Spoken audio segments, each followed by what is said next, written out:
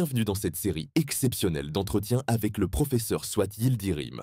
Dans ces vidéos, il nous livre des souvenirs précieux et inédits de sa rencontre et de sa proximité avec Fethullah Gülen Hojefendi. À travers ces témoignages, découvrez des moments uniques qui éclairent l'histoire spirituelle et humaine d'une figure marquante du monde islamique contemporain. Hocamız hapisten çıktıktan sonra Au lieu de raconter un par un, je me souviens aussi d'une anecdote qui a eu lieu après l'épisode d'incarcération de Hoca Efendi. Parmi les questions qui lui étaient posées lors de l'interrogatoire, il y avait aussi celle des correspondances avec Nurcu Suat Yildirim. Certaines lettres sont tombées entre les mains des enquêteurs.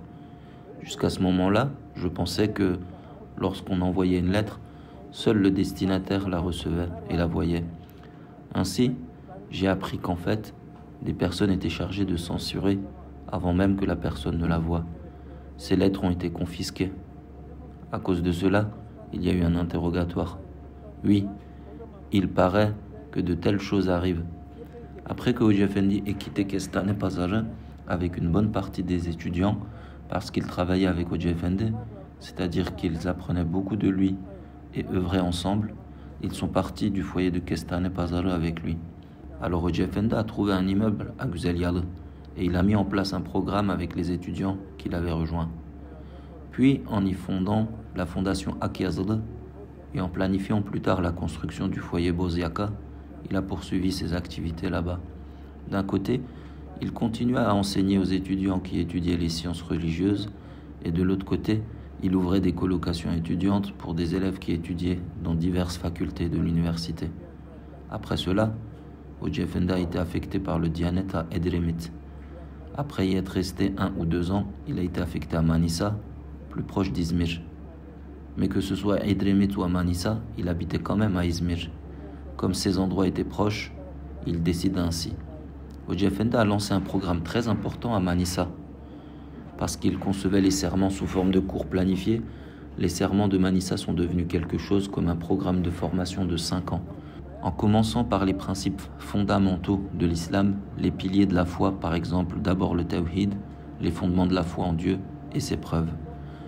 10-12 semaines sur la foi en Dieu, le tawhid, puis la nubuwwa, la prophétie, puis le Coran, les livres de Dieu, le Coran, environ 10-15 semaines sur le Coran.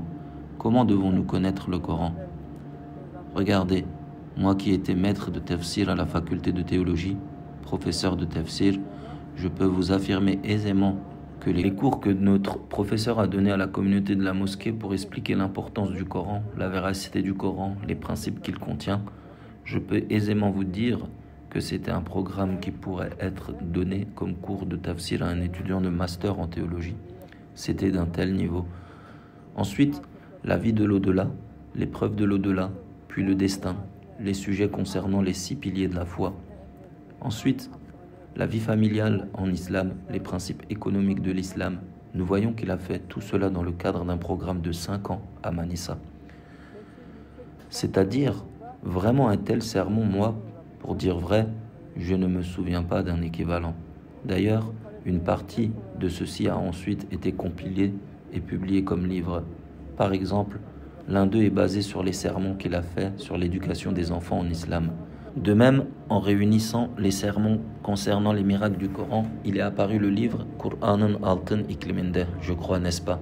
Kur'an'ın altın ikliminde est un livre volumineux de 600-700 pages, l'un des ouvrages qui explique le Coran. Il ne faut jamais oublier ces sermons de Manisa, qui sont réellement très importants.